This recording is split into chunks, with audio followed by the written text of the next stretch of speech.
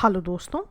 तो आज की ज्योग्राफी के बैक टू बेसिक्स में हम कुछ डेमोग्राफी से एसोसिएटेड टर्मिनोलॉजी देखेंगे। ठीक है, बहुत बार न्यूज़ में आता है कि इंडिया में बहुत ज़्यादा डेमोग्राफिक डिविडेंड है ना। तो ये डेमोग्राफी क्या है और इससे एसोसिएटेड कुछ टर्म्स हैं ऐसी की ऐसी आपको याद करनी है। I can only help you to visualize कि वो चीज़ें क्या कह रही हैं। ठीक है, तो देखते हैं। सबसे पहले कह रहा है डेमोग्राफी। तो डेमोग्राफी क्या होती है? ह्यूमन पॉपुलेशन की साइंटिफिक स्टडी।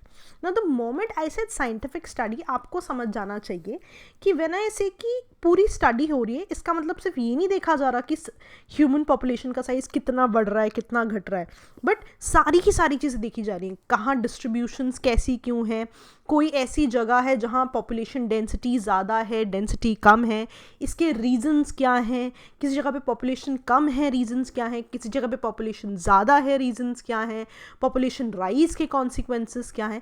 तो उन सभी चीज़ों को मिला के जब आप साइंटिफिक स्टडी करते हो ह्यूमन पॉपुलेशन की, उसे कहते हैं डेमोग्राफी। पहली चीज़। एक होता है आपका डेमोग्राफिक ट्रांजिशन। ठीक है, ट्रांजिशन का मतलब क्या है? चेंज होना एक स्टेट से दूसरी स्टेट पे। तो एक ना सिंपल सी चीज़ समझो, हम बहुत सारे वेरिएबल फैक्टर्स नहीं लेंगे, सिंपल सी बात करो कि अगर मैं सिंपल शब्दों में समझूं तो पॉपुलेशन के बढ़ने घटने का बेसिक रीज़न क्या है? आपका बर्थ होना या आपकी डेथ होना। ठीक है, तो डेमोग्राफिक ट्रांजिशन क्या कहता है कि शिफ्ट हो रहा है high birth rate high death rate से to low birth rate low death rate.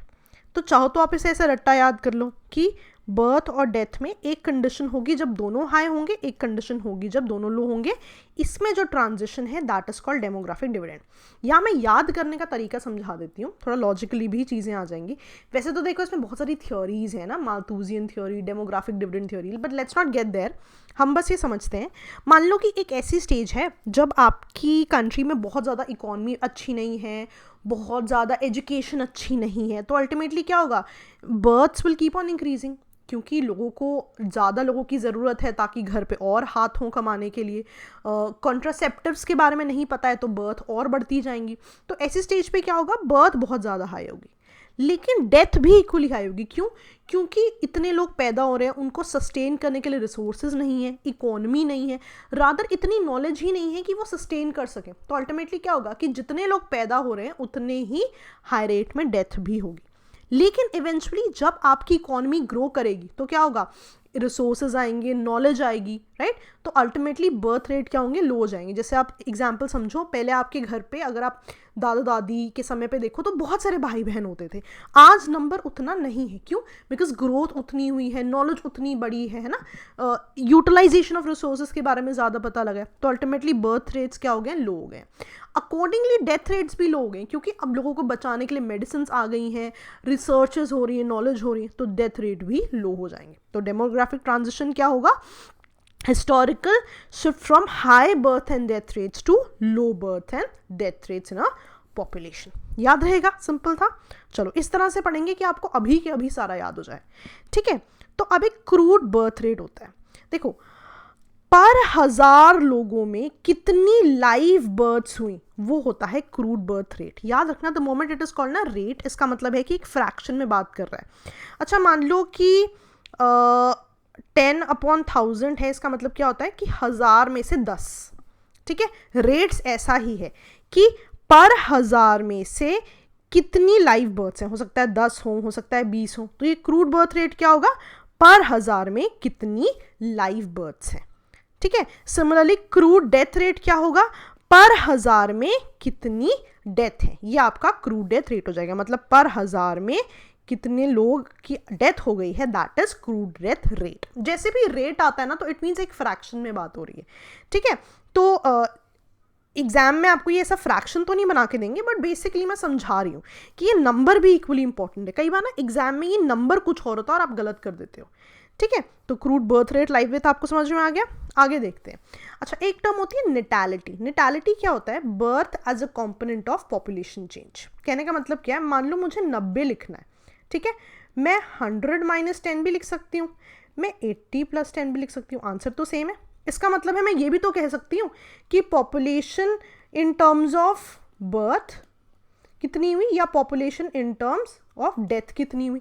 Similarly वो बोल रहा है कि जब आप पॉपुलेशन टर्म्स को only in terms of birth बोलोगे, कितनी बर्थ ज़्यादा कितनी बर्थ कम हुई, तो वो उस टर्म को कहते हैं नेटालिटी।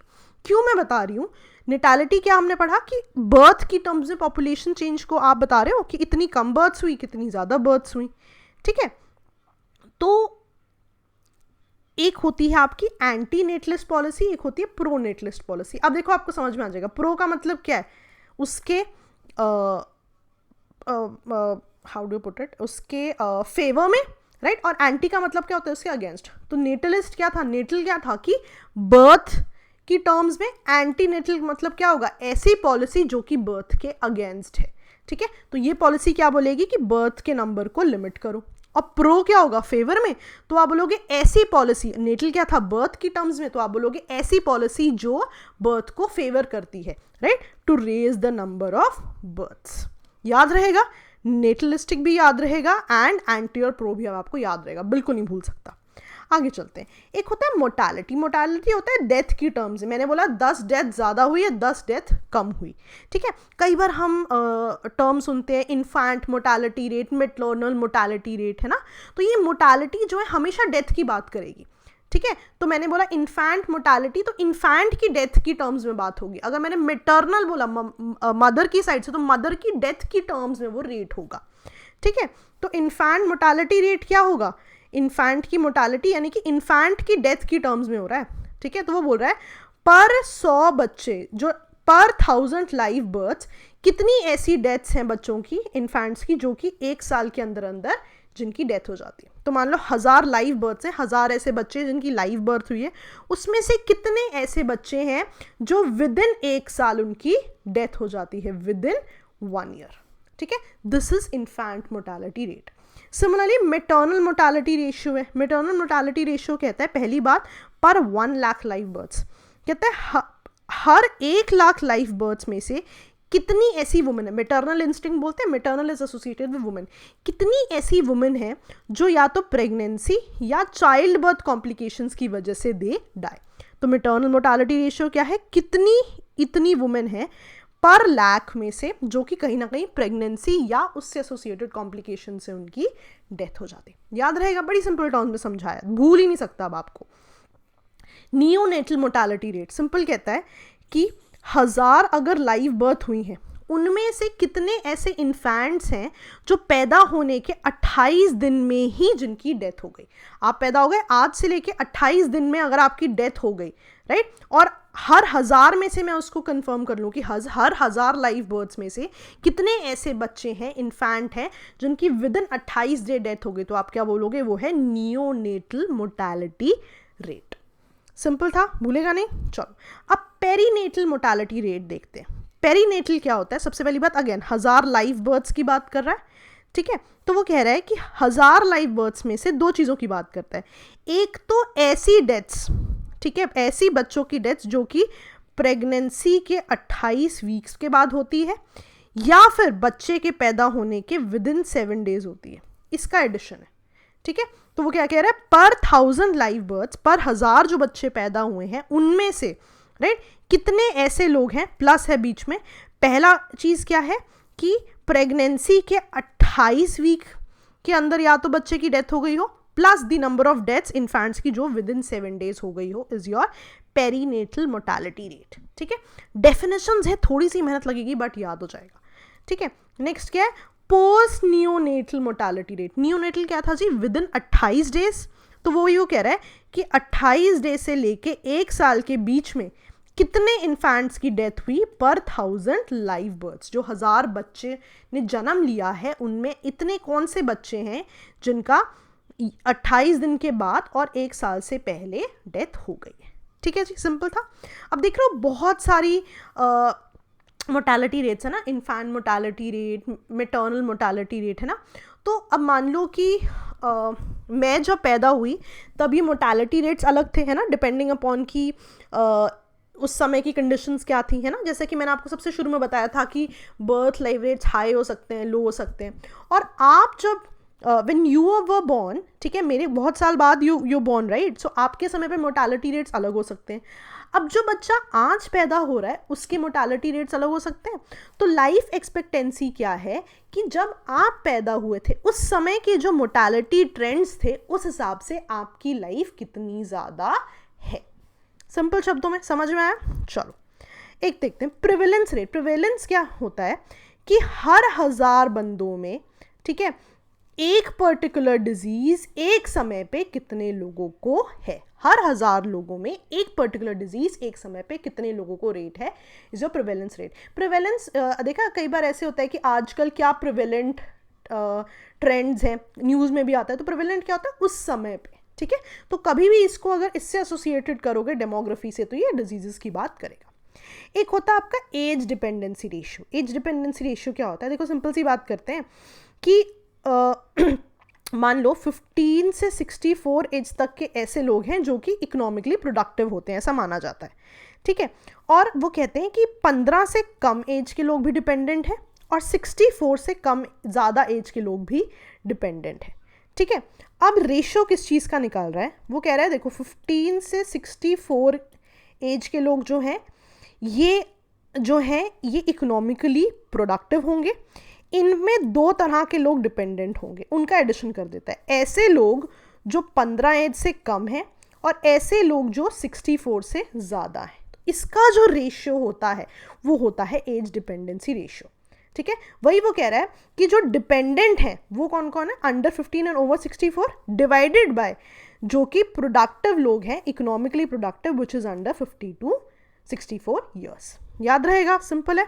तो बहुत सारी टर्म्स है, छोटी छोटी, कोशिश करना कि ग्रास्प हो जाए। आखिरी है push pull hypothesis. Push pull hypothesis क्या होता है?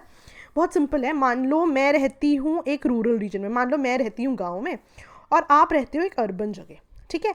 मैं रूरल रीजन में हूँ तो मेरे पास बहुत ज़्यादा इम्यूनिटीज़ क्या है, नेगेटिव है, मेरे पास बहुत इम्यूनिटीज़ नहीं है। लेकिन आप अर्बन रीजन में रहते हो, आपके पास तो बहुत इम्यूनिटीज़ है, बहुत रिसोर्सेज हैं। तो क्या होगा, क्योंकि मेरे यहाँ इम्यूनिटीज़ नहीं है, पॉवर्टी है, अनएम्प्लॉयमेंट है, तो मेरी जो कंडीशंस है, पुश क्या होता है जी, धक्का देना, पुल क्या होता है अपनी तरफ खींचना, आई होप आपको ये पता है। तो मेरी कंडीशंस मुझे धक्का देंगी कि मैं अर्बन रीजन्स की तरफ जाऊं और अर्बन रीजन में जो एडिशनल अपॉर्चुनिटीज़ हैं वो अपनी तरफ मुझे खींचेंगी। इसको बोलते हैं पुश पुल हाइपोथेसिस, कि मेरी जो खराब कंडीशंस हैं, ठीक है, वो चीज़ें जो हैं मुझे पुश करेंगी अर्बन रीजन्स की तरफ, और आपकी जो इंपॉर्टेंट चीज़ें हैं, high standard of living, job opportunity, वो पुल करेंगी, खींचेंगी चीज़ों को अपनी तरफ। ठीक है जी, सिंपल था, याद रहेगा। चलो, बहुत सारे आज हमने टर्म्स की हैं, 2-3 बार पढ़ोगे तो आप देखो आपको ईजिली आपको याद हो जाएंगे। ठीक है जी। तो इसके अलावा आपको हमारे सारे प्लान्स के बारे में पता है। 2020 में एक पंजाब PCS का एग्ज़ाम आया है, उसके भी अलग प्रोग्राम्स हैं, तो you can visit on our website sleepyclasses.com। वहाँ पे under Punjab PCS you will get all the programmes. Apart from it आपको पता है हमारे जितने भी प्रोग्राम्स हैं, answer writing a new one is going to start, you should definitely take part. बहुत सारे दिन हैं, मेंस को हमें थोड़ा फोकस साइड बाय साइड रखना है। दूसरा, आपको क्रैश कोर्स के बारे में पता है। मेरा सजेशन इस मोमेंट पे ये है कि आपको जो सब्जेक्ट वीक लगे, ठीक है, डेफिनेटली उसके लिए प्रिपेयर कीजिए। 4 months बहुत ही ज़्यादा टाइम है दोस्तों, आपकी प्रिपरेशन रीवैम्प हो सकती है। ठीक है। ऑल्सो 2021 के सारे कोर्सेज आपको पता हैं, यूनो की सारे कोर्सेज में इवैल्यूएशन है, इंस्टॉलमेंट्स हैं, ऑप्शनल्स हैं, पॉल साइंस, सोशियोलॉजी, आप अपनी कन्वीनियंस से ले सकते हैं। ठीक है। सो या दैट विल बी ऑल। और जैसा कि मैं हमेशा कहती हूँ, PDFs आपके sleepyclasses.com पे अवेलेबल हैं और हमारे टेलीग्राम चैनल पे भी अवेलेबल हैं। ठीक है जी, चलिए, दैट विल बी ऑल दोस्तों, बाय बाय।